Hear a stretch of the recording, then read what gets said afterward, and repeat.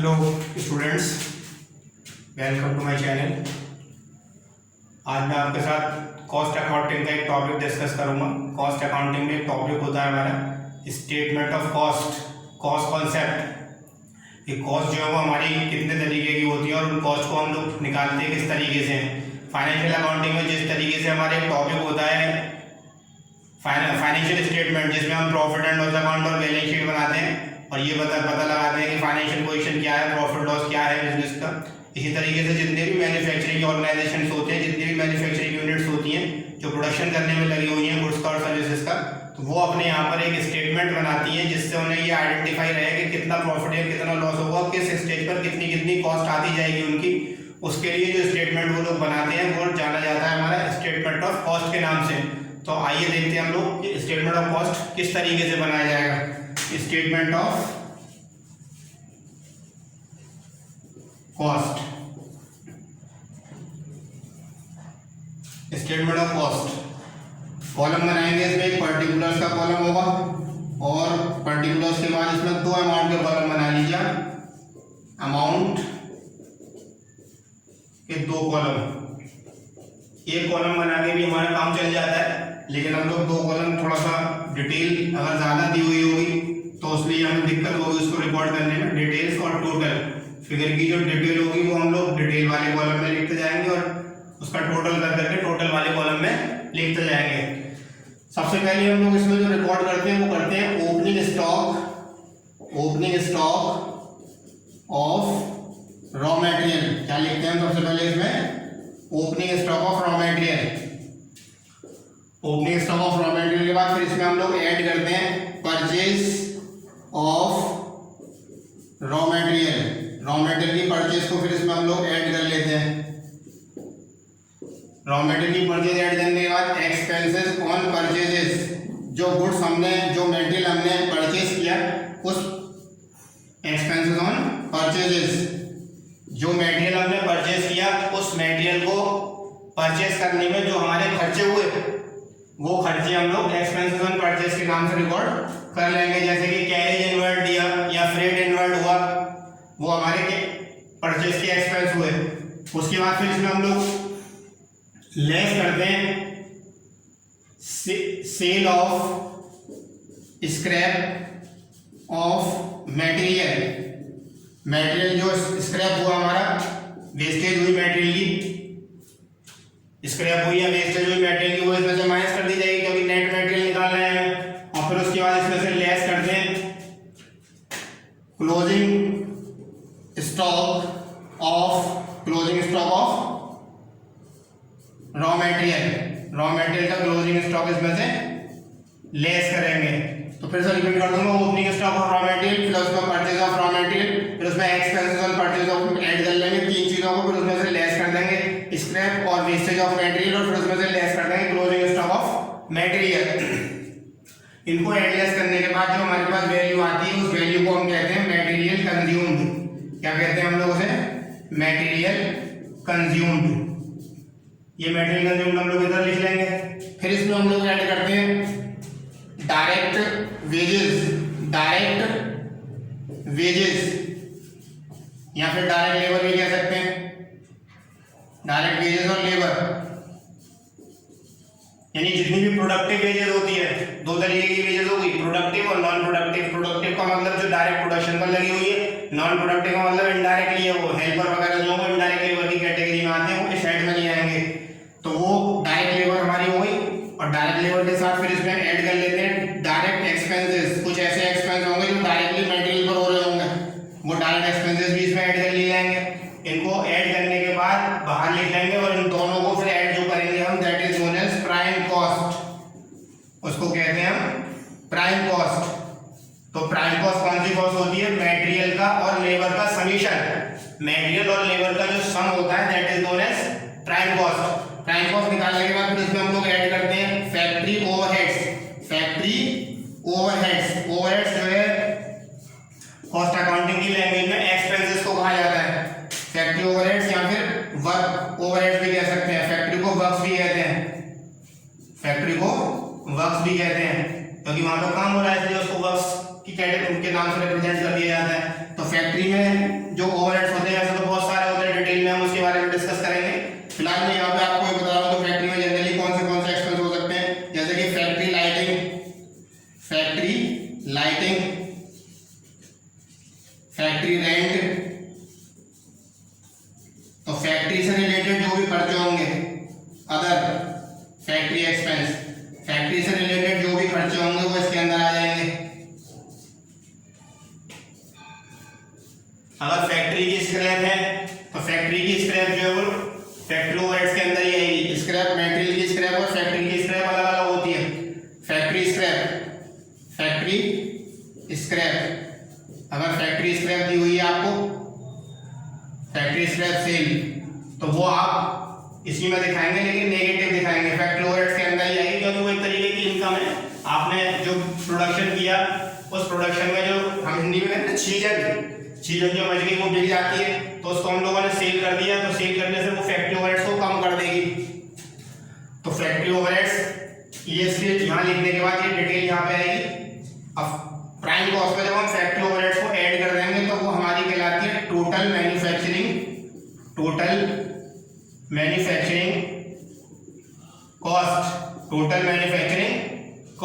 कौन सी cost? Total manufacturing cost कहलाती है वो।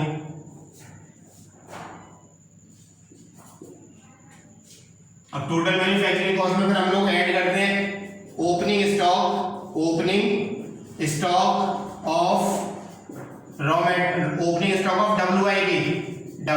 मतलब होता है वर्क इन प्रोग्रेस होता है सेमी फिनिश्ड गुड्स। कोई कुछ ऐसा भी गुड्स होता है जो आधा बना हुआ है, हाफ, मतलब अंडर प्रोसेसिंग में है, ऐसे आप इस तरीके से कह सकते हैं, अंडर प्रोसेसिंग में है, मतलब अभी उस पर काम चल रहा है, तो वो सेमी फिनिश्ड गुड्स हो गया। तो उसका जो ओपनिंग स्टॉक होगा उसको तो हम ऐड कर लेंगे, और जो क्लोजिंग स्टॉक होगा उसका क्लोजिंग स्टॉक ऑफ WIP का जो क्लोजिंग स्टॉक होगा उसको हम लोग लेस कर लेंगे। ओपनिंग स्टॉक को तो ऐड करेंगे, क्लोजिंग स्टॉक को लेस करेंगे, तो जो बच के आएगी वैल्यू उसको हम कहेंगे वर्क कॉस्ट या फिर फैक्ट्री कॉस्ट। वर्क कॉस्ट और फैक्ट्री कॉस्ट ये कहलाएगी हमारी। फिर इसमें हम लोग ऐड करेंगे ऑफिस ओवरहेड्स। क्या ऐड करेंगे? Office overheads. ऑफिस और एडमिनिस्ट्रेशन ओवरहेड भी कह सकते हैं इनको। ऑफिस से रिलेटेड जितने खर्चे होते हैं, ऑफिस से रिलेटेड खर्चे में वैसे तो बहुत सारे होते हैं लेकिन मैं 2-3 लिख दे रहा हूँ इसमें, जैसे कि rent, lighting, other expense, office के अदर एक्सपेंस, ऑफिस का रेंट, ऑफिस की लाइटिंग और इसके अलावा ऑफिस के जो भी खर्चे होंगे वो सब ऑफिस ओवरहेड्स के अंदर आ जाएंगे। इनका भी डिटेल अंदर लिख के टोटल को हम लोग बाहर लिख देंगे। अब इसका जो टोटल करेंगे हम तो उसको हम लोग कहेंगे कॉस्ट ऑफ प्रोडक्शन। क्या कहेंगे? Cost of production. वो हमारी कॉस्ट ऑफ प्रोडक्शन कहलाएगी। कॉस्ट ऑफ प्रोडक्शन में फिर हम लोग ऐड करते हैं opening stock of finished goods. Opening stock of finished goods का मतलब जो गुड्स बनके हमारा तैयार हो गया था उसका ओपनिंग स्टॉक तो प्लस किया जाएगा और क्लोजिंग स्टॉक जो होगा उसका वो माइनस किया जाएगा। Opening stock of finished goods और तो ऐड कर लेंगे और closing stock of finished goods को हम लोग लेस कर लेंगे। तो ये वैल्यू जो हमारे पास ऐड लेस करने के बाद बच के आएगी इसको हम लोग कहते हैं कॉस्ट ऑफ गुड्स सोल्ड। क्या कहते हैं हम लोग? Cost of goods sold.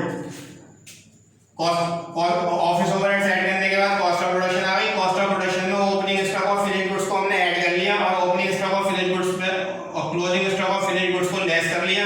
तो जो ऐड लेस करने के बाद हमारे पास वैल्यू आई वो हमारी कहलाएगी cost of goods sold. Minus वाली फिगर को मैं ब्रैकेट में लिखता जा रहा हूं तो वो माइनस है, ब्रैकेट का मतलब। ये हमने क्या निकाल दी? Cost of production. तो कॉस्ट ऑफ प्रोडक्शन हमारी कैसे आती है? कॉस्ट ऑफ प्रोडक्शन हमारी आती है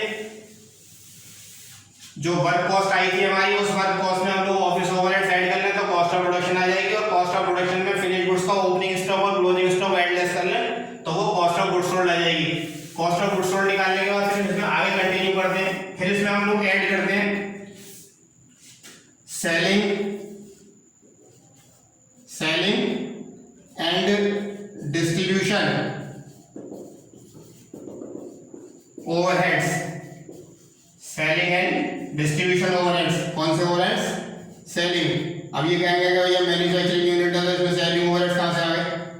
मैन्युफैक्चरिंग यूनिट में जो मैन्युफैक्चरिंग यूनिट होती है उनको भी गुड्स को सेल करना होता है, उनको भी गुड्स को सेल करना होता है, तो उनके सेल्स के जो खर्चे होंगे, सेल करने के जो खर्चे होंगे, डिस्ट्रीब्यूशन के जो खर्चे होंगे, वो सेलिंग एंड डिस्ट्रीब्यूशन ओवरहेड्स आएंगे। जैसे कि एडवर्टाइजमेंट, जैसे कि advertisement expenses, marketing expenses, bad debts, other selling overheads. Distribution से मतलब होता है जैसे डिलीवरी की हमने गुड्स की, तो उस डिलीवरी करने में जो खर्चा हुआ हमारा, व्हीकल का हमारा, उसको लाने ले जाने में, रिपेयर मेंटेनेंस, वो सब चीजें हमारी सेलिंग एंड डिस्ट्रीब्यूशन ओवरहेड्स में आएंगी। डिटेल में इसके बारे में मैं लिखवा दूंगा कि कौन से expenses selling and distribution overheads में आएंगे। तो selling and distribution overheads add करने के बाद जो हमारे पास वैल्यू आएगी उसको हम लोग कहेंगे टोटल कॉस्ट। वो कहलाएगी हमारी टोटल कॉस्ट। टोटल कॉस्ट में फिर हम लोग ऐड करते हैं प्रॉफिट। टोटल कॉस्ट में हम लोग क्या ऐड करेंगे? प्रॉफिट। प्रॉफिट इसमें ऐड किया जाएगा, तो प्रॉफिट को ऐड करने के बाद जो हमारे पास वैल्यू आएगी that is known as sales. ये हमें पता लग जाएगा कि हमको गुड्स जो है वो कितने रुपए का सेल करना है, हमारी सेल क्या होगी। अब प्रॉफिट में सिचुएशन होती है हमारे सामने कि प्रॉफिट हमें अगर अमाउंट दिया हुआ है प्रॉफिट का तो कोई दिक्कत ही नहीं है, हम सीधा सीधा अमाउंट उस पर ऐड कर देंगे। लेकिन कभी कभी प्रॉफिट जो है परसेंटेज में दिया हुआ होता है, परसेंटेज प्रॉफिट, यानी कि प्रॉफिट की रेट दी हुई होती है। तो प्रॉफिट की जब रेट दी हुई होती है तो हम लोग प्रॉफिट किस तरीके से निकालते हैं? Profit is equal to total cost into rate upon 100। ये वाला फॉर्मूला हम जब लगाते हैं जब रेट जो है वो कॉस्ट पर दी हुई हो, when rate on cost is given, rate on cost is given. जैसे कि वो बोल रहे हैं कि 10% लेना है प्रॉफिट कॉस्ट पर, तो 10% ले लेंगे कॉस्ट का, और या 20% लेना है तो कॉस्ट इनटू 20 अपॉन 100 निकल गया। अब दूसरी सिचुएशन हमारे सामने होती है प्रॉफिट निकालने की, कि प्रॉफिट जो हमें दिया हो, प्रॉफिट की जो रेट दी हुई है हमें, वो दी हुई है सेल्स पर।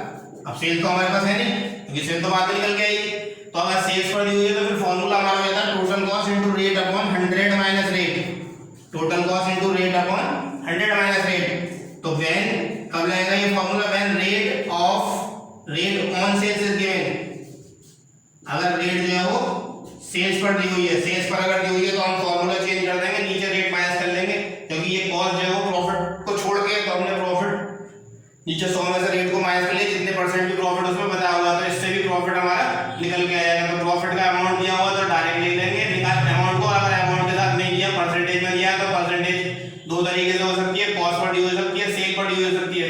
कॉस्ट पर दिए तो ये वाला फॉर्मूला, और सेल पर दिए तो ये वाला फॉर्मूला लगाया जाएगा। तो ये मैंने आपको कॉस्ट का बेसिक कॉन्सेप्ट बताया, स्टेटमेंट ऑफ कॉस्ट की कॉस्ट हमारी कितने तरीके की होती है और उसको किस तरीके से हम कैलकुलेट करते हैं। नेक्स्ट वीडियो में मैं